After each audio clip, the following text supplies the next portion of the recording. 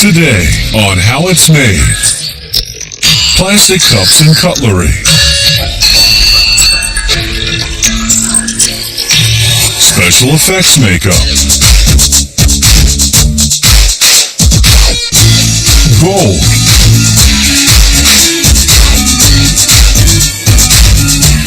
And hearts. The industry calls it single-usage plasticware, but that's just a fancy way to say throwaway plastic dishes. Plastic plates, bowls, drinkware, and cutlery come in many styles and colors. So for your next party, you can go disposable for everything from champagne floats to parfait glasses. Factories make cutlery by injecting plastic into bowls. They make cups, plates, and bowls using a different process called thermoforming. Before the forming phase can begin, an automated system loads polystyrene pellets into a machine called an extruder, adding pigments for colored plastic. The extruder heats the pellets until they melt. Then it forces the molten plastic through a die to shape a hard plastic sheet about 0.08 of an inch thick. They use molds to form this continuous sheet into plastic cups. First, the sheet passes through an oven that's 10 feet long. It heats the hard plastic until it becomes malleable. Then it enters the thermoforming machine, which simultaneously pushes and vacuums the sheets into the mold cavities, forming row after row of cups.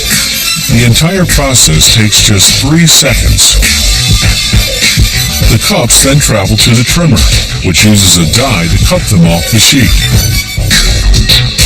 The machine grinds up the leftover plastic and remelts it into new sheets, so there's no loss of material whatsoever. The trimmer feeds the cups directly to a machine that stacks them, then feeds them to a conveyor belt in one long line. The conveyor transports them to a machine called the lip roller. It reheats the cups just enough to make the plastic flexible. Then, as we see here in slow motion, it folds the rim over, forming a rounded lip.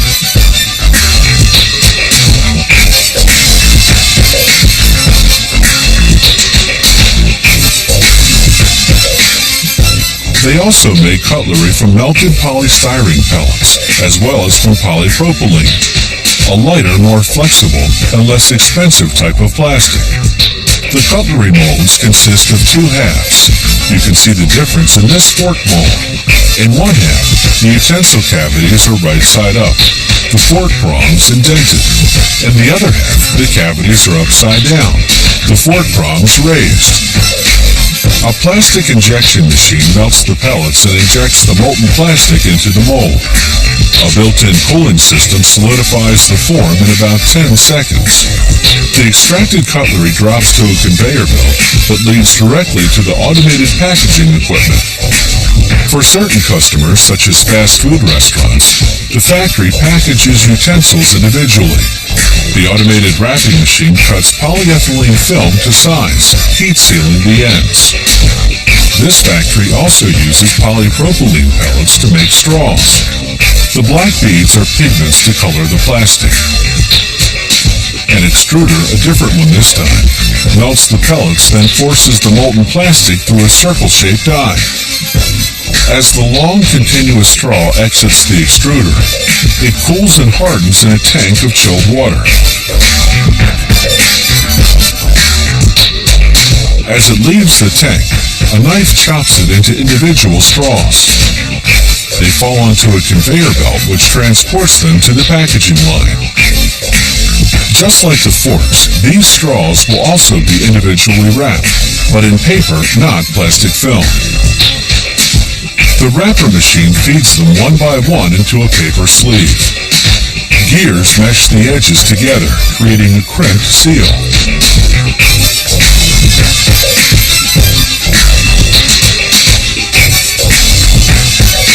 The dies on this machine turn ordinary straws into flexible ones by forming a corrugated section that lets you bend the top of the straw toward your mouth. The machine compresses the corrugation to preserve the shape. Back to the plastic cups now. This factory can print customized designs in up to 6 colors, applied simultaneously. Ultraviolet lamps built right into the printing press dry the ink instantly. Polystyrene is naturally transparent. Combining 2 grades of polystyrene creates plasticware that's semi-opaque and also highly flexible. On how it's made, we usually stick to the show's title and show you how products are manufactured. But this next segment is about special effects makeup, the kind that makeup artists use on theater and movie actors. So in this case, we'll show you how it's made, but we'll also show you how it's applied. Watch as this special effects makeup artist works his magic to transform this 28-year-old woman into a senior citizen. After gelling her hair flat, he glued on a bald cap using a theatrical adhesive called spirit gum. He protects her eyebrows and eyelashes with petroleum jelly, then covers her face in alginate, a material generally used to take dental impressions. Then he applies wet plaster bandages. After 25 minutes, the materials harden into a mask. Now he lines it with plaster. In a half hour, the plaster hardens into a perfect replica of the woman's face. Like putting non-stick spray on a baking pan, he coats the model in a release agent. Then, using professional-grade plasticine, he begins to sculpt an elderly face. He smooths out the wrinkles with strong rubbing alcohol so they'll look realistic. He uses a bumpy rubber pad to give the skin an aged orange peel texture. The finished sculpture sits in water for 2 to 3 hours. This activates the release agent, detaching the plasticine from the plaster underneath. The artist carefully cuts the sculpture into sections. The number of pieces varies with the size and complexity of the mask. Now he can start producing the mold he'll use to cast the elderly woman's face mask.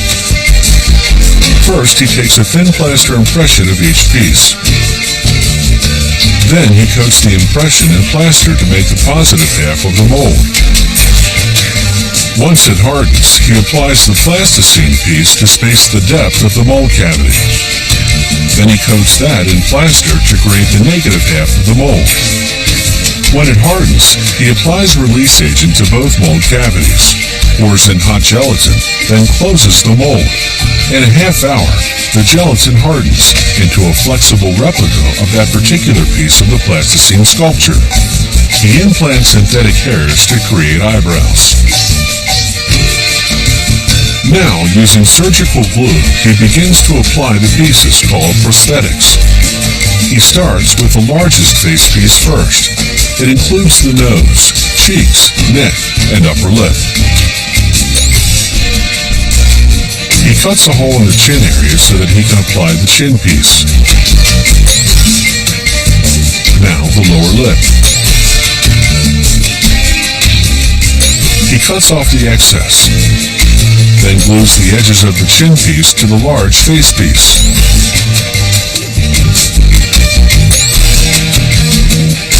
Now for the forehead. Again, he applies glue along the edges to connect it to the rest.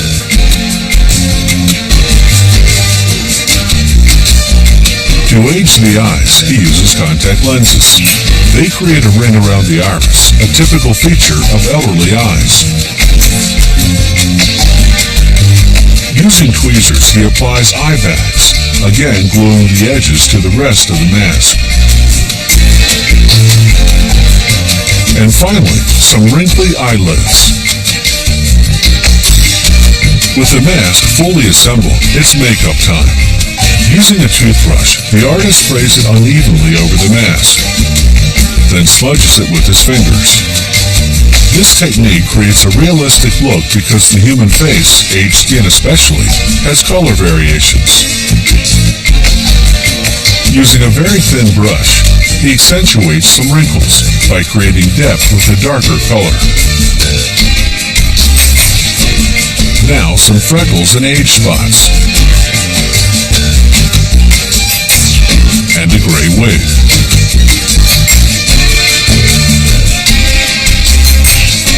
And finally, just a bit of lip color because lips dull with age. All this takes an experienced makeup artist about a month of work. And such expertise doesn't come cheap. A major transformation like this for stage or screen can cost up to $10,000. Gold is the softest and most malleable metal. It can be pressed extremely thin, crafted into various shapes, even drawn out to form a fine wire, and all without breaking. Gold isn't affected by water or oxygen, as many metals are, so it doesn't rust or tarnish.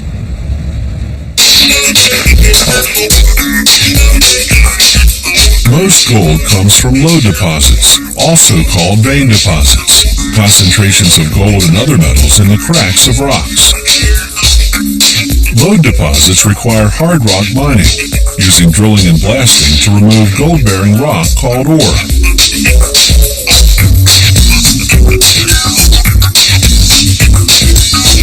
Miners descend more than 1,600 feet underground. There they drill holes for explosives using what's called a long hole air drill.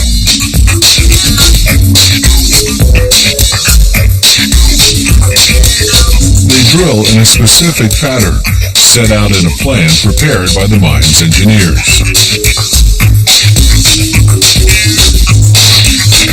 The engineers know exactly where those veins of gold are thanks to the mining company's geologists who've studied ore samples.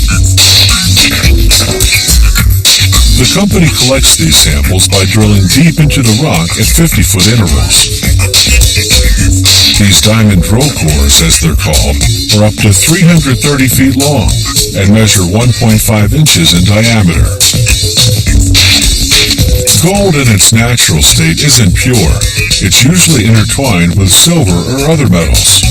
So the mined ore has to be processed afterward to isolate and extract the gold. A ton of ore yields only about 0.2 of an ounce of gold. After blasting the rock apart with explosives, miners use what's called a muck machine to transfer the ore to cars headed to the main shaft, and then above ground to the mill. There, a crusher reduces the large chunks into smaller rocks, about the size of road gravel. A mill then pulverizes them to the texture of beach sand. The factory adds a water and cyanide solution. Then another mill grinds it further into a mud-like pulp. The pulp flows into large settling tanks. The wet solids are heavier and sink to the bottom. The water at the top drains to another area. They transfer the wet solids to an agitation tank and blow in air. The oxygen sets off a chemical reaction between the cyanide and the gold trapped in the ore, triggering the gold to dissolve and leach into the surrounding water. Drum filters then separate the water from the solids. This water now joins the water that was separated earlier. They pour in zinc powder to solidify the dissolved gold and form pieces containing both zinc and gold. To smelt it into bars, they first have to mix several chemicals: manganese dioxide, fluorite, silica flour, borax, and sodium nitrate. This chemical mix, called flux, will separate the gold from the impurities. They pour it into the smelter, whose temperature is a fiery 2,910 degrees Fahrenheit.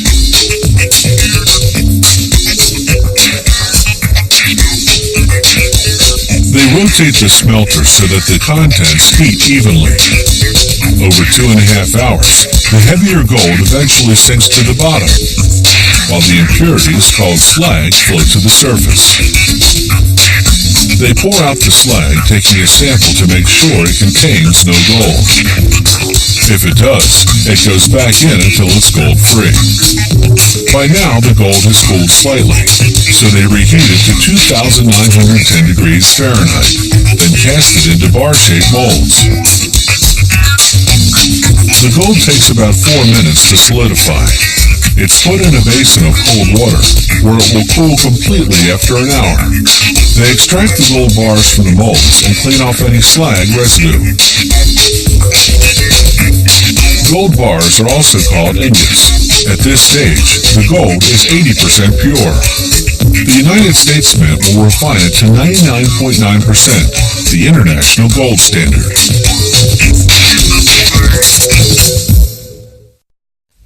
Harps come in many sizes. The type that classical musicians play is known as the orchestral or concert harp. It produces more tones than any other stringed instrument. The player plucks the harp with the thumb and first 3 fingers of each hand, while at the same time operating foot pedals.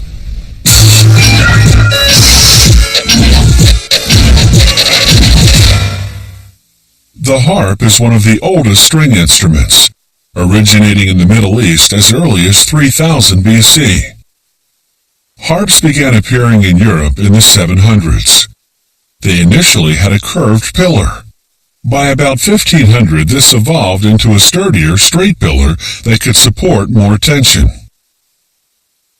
As music became more sophisticated, they added a second row of strings, as well as pitch-raising mechanisms enabling the orchestral harp to produce more notes.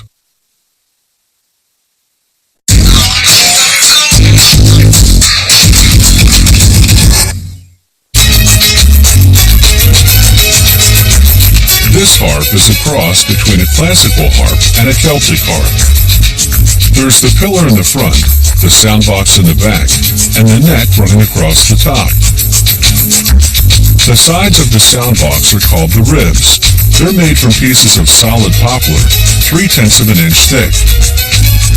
The instrument maker traces a rib-shaped template on the wood, and then cuts out the shape using a bandsaw. He clamps them onto his work table, and with a plane makes them symmetrical. Now he draws 3 lines across each rib to mark where he'll cut slots. You'll see what those slots are for later on. Next, he glues on a notched strip of wood, called a lining, to the curved side of the rib. The lining enlarges the gluable surface, making it easier to assemble this side to the back of the soundbox. The notches enable the lining to bend to the curved shape.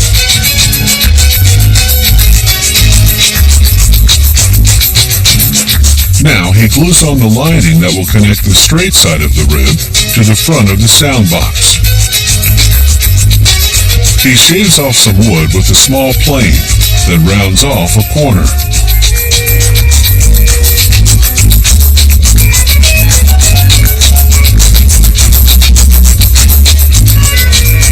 He planes the back lining as well, removing a corner to flatten it. Trimming the linings reduces the final weight of the instrument.